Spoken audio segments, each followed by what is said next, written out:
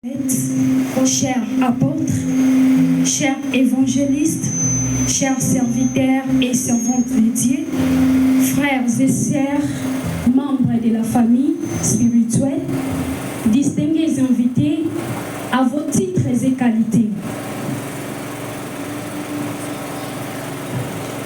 Aujourd'hui, le ciel et la terre se réjouissent avec nous, car nous n'avons pas une, mais trois raisons de dire Ebenezer.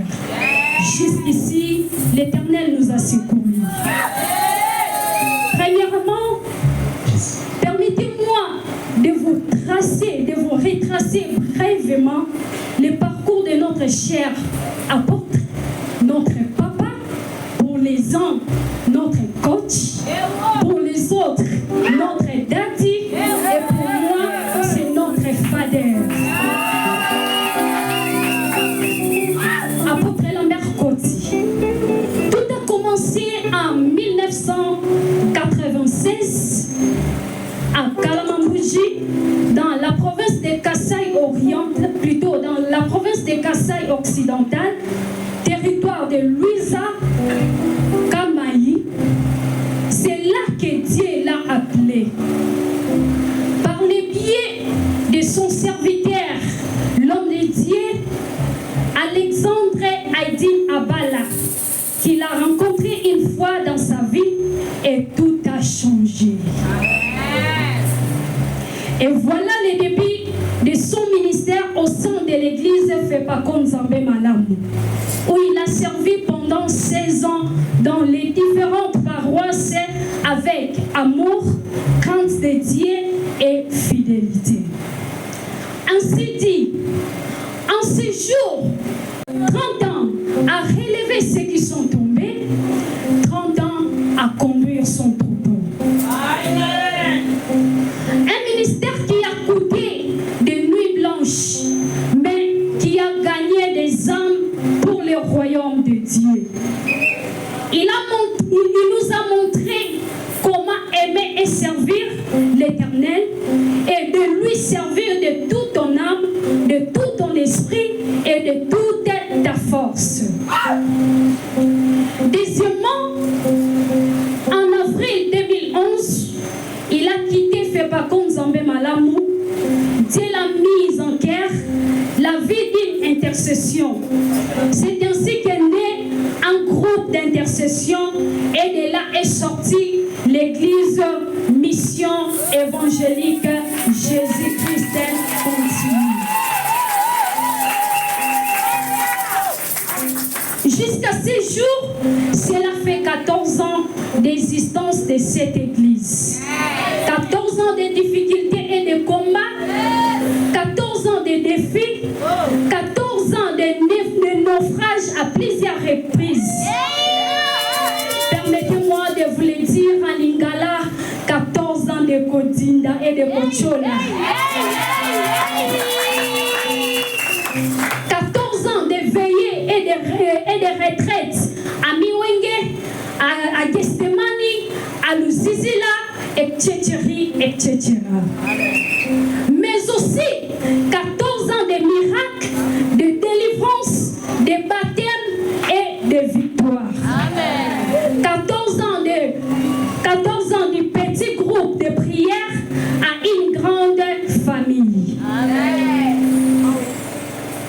Cette église porte son empreinte, mais surtout l'empreinte du Seigneur Jésus-Christ. Troisièmement, du 31 juillet 1957 au 31 juillet 2026, apôtre Lambert Koti di Kiazayako a totalisé 69 ans d'existence.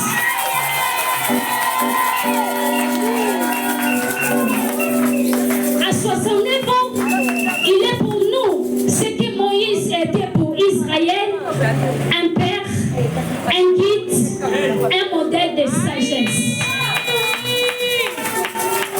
Nous bénissons Dieu pour sa santé, pour l'héritage spirituel qu'il nous donne en tout moment, pour sa famille conseillère, à un pilier, une femme, Maman Henriette Lusingama.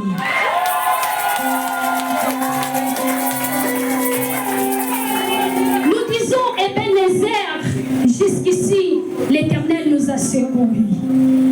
Apôtre, nous te disons merci. Merci pour la vie qui est une école pour nous. Merci pour ton oui à Dieu il y a 30 ans. Merci pour ton obéissance qui a donné une assemblée des saints il y a 14 ans.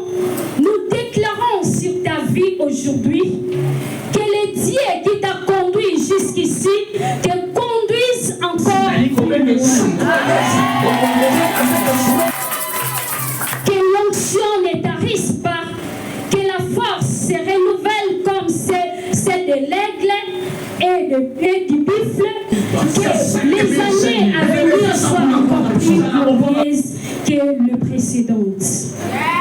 Toute l'Église s'élève pour t'honorer.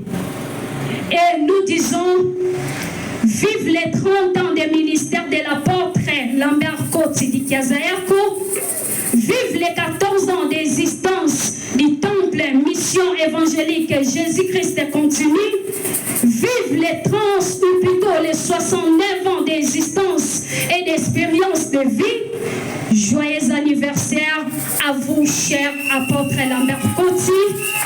Joyeux anniversaire à l'église mission évangélique Jésus-Christ continue. À Dieu seul soit la gloire, l'honneur et la puissance au siècle des siècles. Nous disons Amen.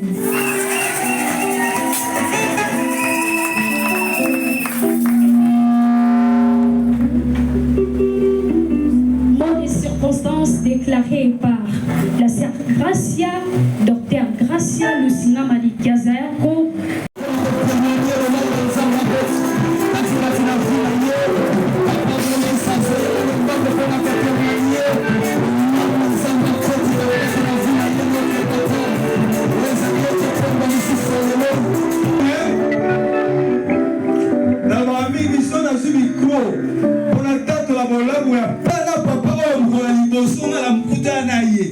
nazalaka na ministère na ete nazalaka na bato tolaka kosambela quelque part nabo ape koloba kombo wana nazalaka na badifficulté ebele na vie histoire nanga namonaka ngo ndile ezalaka so na sens te mais nazalaka na moto moko oyo anga molongani apresentanga papa oyo abiso tokutana papa oyo peut-être makambo afili ozwama forme asika tellement j'ai douté mpe naki na baconnaissance nanga ya marke nanga taka mokili so mpo moyeba oyekola mwa moke okuta mpe na baministère mosusu oyebaka ote bamosusu bayebele o te me moko nakutana papa oyo moko ya liboso molongani nanga ntango naza fiance nanga bete ta papa ye wana apala mbele oyebi yenga mpe nayebi ete o batanzia malamu ti nayebi ete abitoyaka to pesika mboti napusana nzambe amonanga na otala jeune papa ngo bona miso bobo amutu me napusana amen église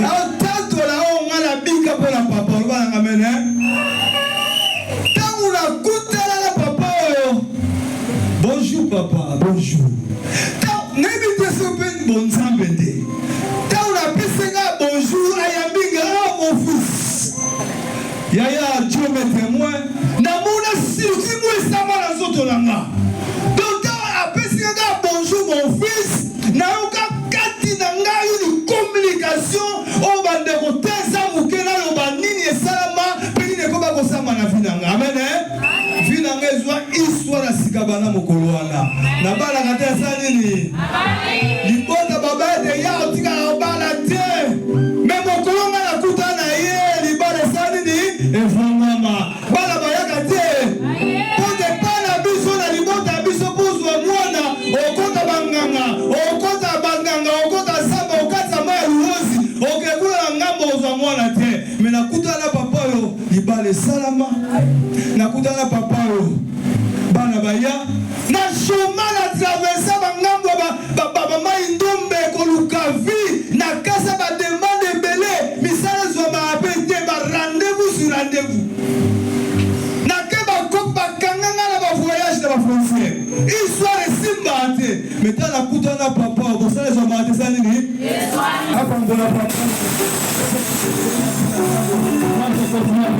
C'est mon frère, je le pose dans mon cœur.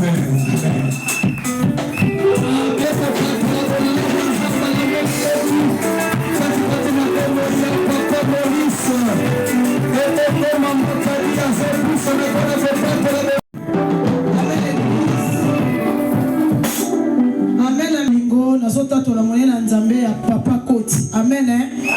Ba témoignage ezat alléluia. Deuxième témoignage na ngeza grand tiers na onga na landi. Akufa kapeta. Batu bayebi bazalia. Amen. Amen. Nzela nzamba papa oyo aza en vie, aza en bonne santé. Pe maladie si bakayeli susuti. Amen.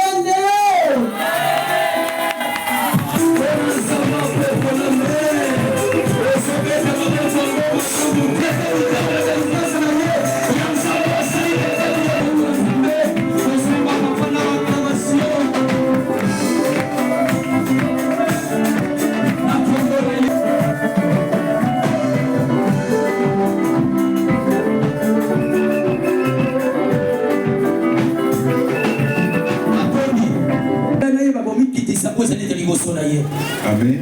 Amen. Voilà. Depuis presque 2 années, nous sommes où nous appartenons dans la communauté Foursquare. Esika oyo église na biso mena ezako simama katikati na etonga oya monene ya Foursquare. On se salue avec l'archevêque. On se salue avec l'archevêque. On n'a jamais eu même 3 minutes d'entretien entre lui et moi.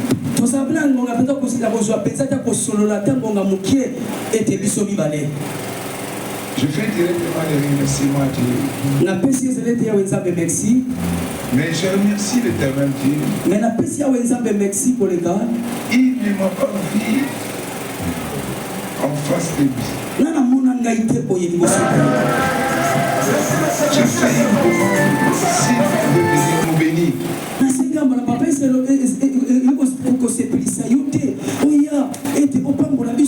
Je ne m'y attendais pas. Je ne m'y attendais pas.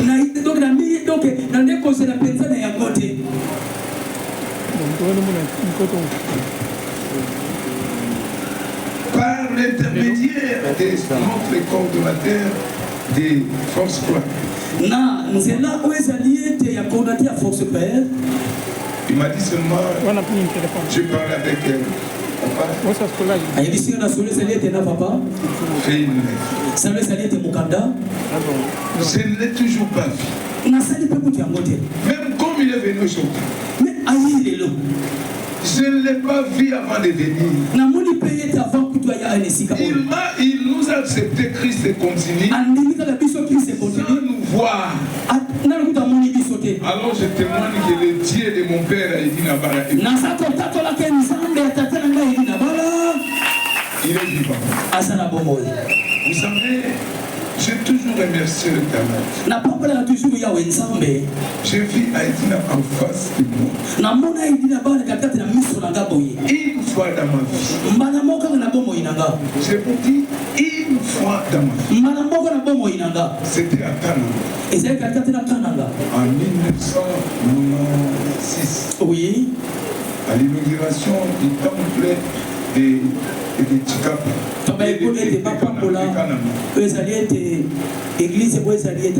J'étais dans mes affaires et je suis passé par là. Ce qu'a dit ma fille, Papa Maurice, c'est ce que j'ai vécu d'Aïdi Nabala. Le jour où je l'ai rencontré, il y avait un circuit dans moi et tout a changé. Moi je vous dis, je remercie l'Éternel parce que j'étais un païen tout fait. Nazé pesa mon pagano pesa ya solo solo. À ma rencontre, moi je n'aime pas être hypocrite pour témoigner de Dieu. Ino mo yebi papa, ya sala gade o temi o ya batama. Lorsque j'ai rencontré Aïdina Bara Papa, Dans la bouteille na Aïdina Bara tata. dans ma poche j'avais un briquet et un paquet de cigarettes. La poche na ngai. Donc cigarette ezele katikati na poche. J'avais aussi une boule de... On comprend les gars.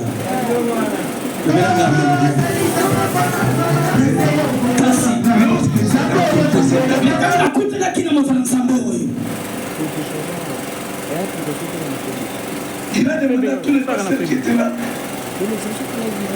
Vous connaissez ces gens? Il disait non, on ne connaît pas. Je n'étais pas connu des pasteurs. Je ne priais même pas dans un.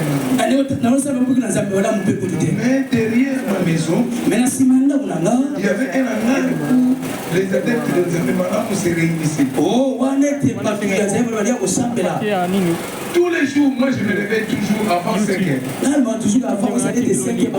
Je nettoyais ma parcelle, ma Talmambouche. Je nettoyais aussi, je balayais aussi cet hangar-là.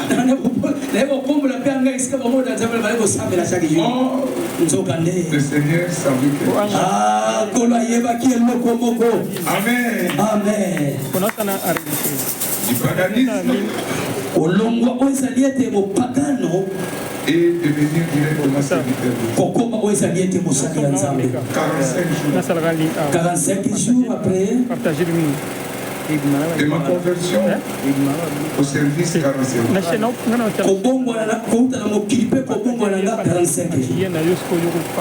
Directement, moi je suis devenu pasteur. Papa, je suis devenu pasteur.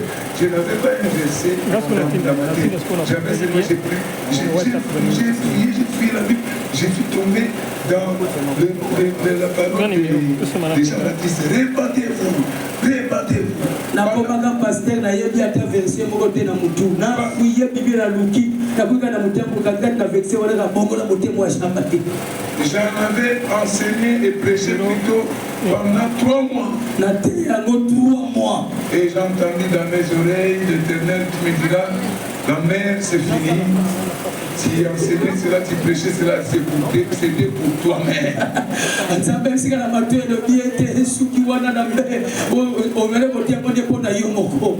Voilà ce que je suis.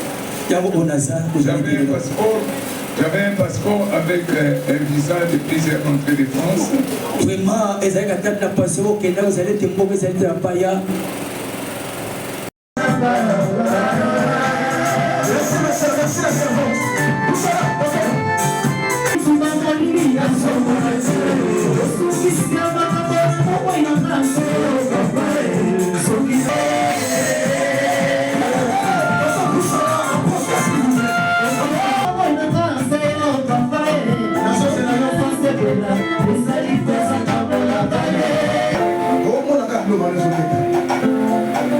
nous allons partir de 100 000 francs. Pour avoir 100 000 francs. Si tu as monnaie, les années 5 000, 10 000. Nani combien de 100 l'aise. On a fait le choix.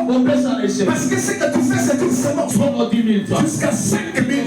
Mais fais ça pour l'avoir. Ça n'a pas on avance, chaud. La vie adoration, chaud. Adoration.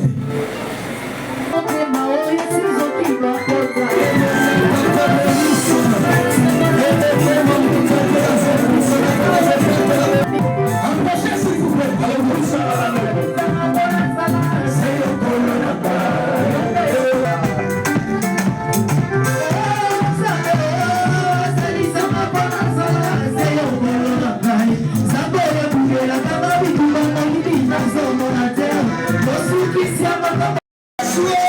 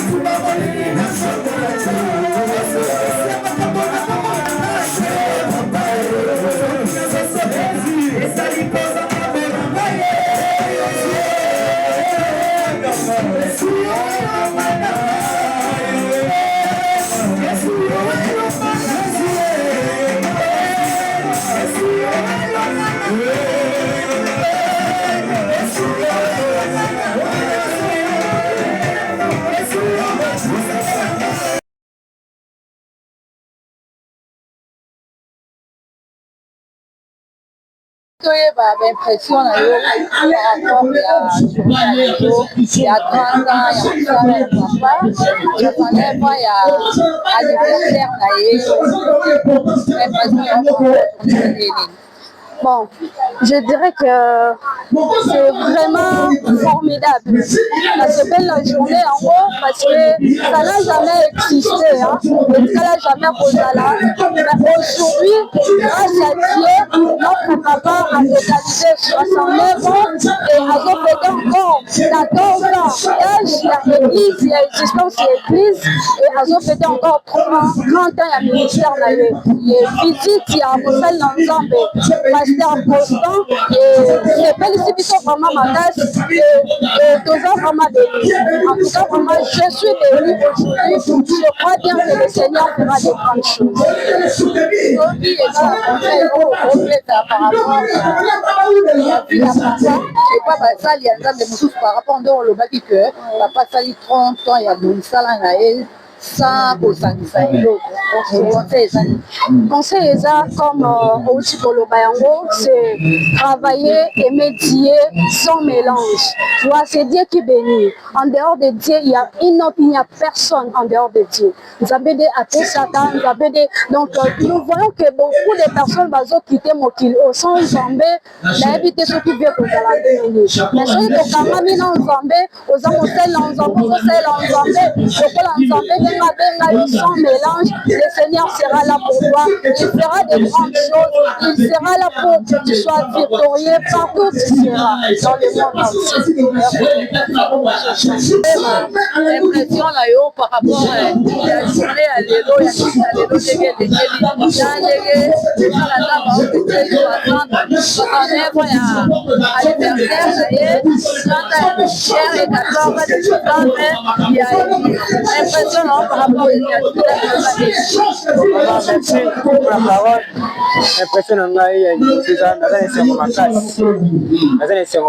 il y a une âge 69 ans d'âge papa na biso aza papa na nga na molimo azunga na moke natangi na maboko na ye nazwi diplôme ya université na maboko même diplôme d'état et azopankadre nga spirituellement naotala 69 ans oyo akomi nango eza facilité ezalaki mpe bajete ya liboso esengo makasi nga lokola mwana kozala na ye kokangama na ye ye papa okolo mpe amikitisaka mpe liboso na ngai lokola mwana lokola mosali na ye papa nga lokola mosali na ye bayokaka nga epo na ngai eza pena esengo makasi yakoka kutu komaintenir te un moment donné ndenge nabimisa kuna mai ya misu ntango mode circonstance ezopesama mai ya misu etambola nga na misu komona nazalaki vraiment émotionné nakumisi mpa nzambe esengo merci esengo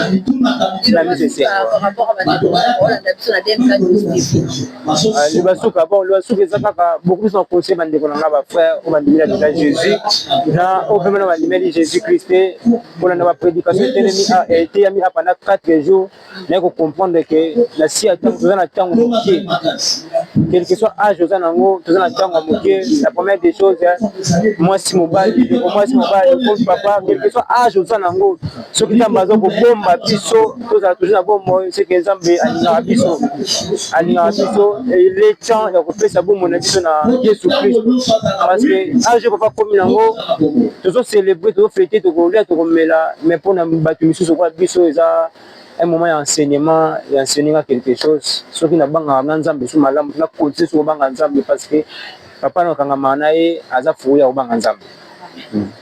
Merci beaucoup, Berger. Merci maman, ça m'a pas boulé. Merci.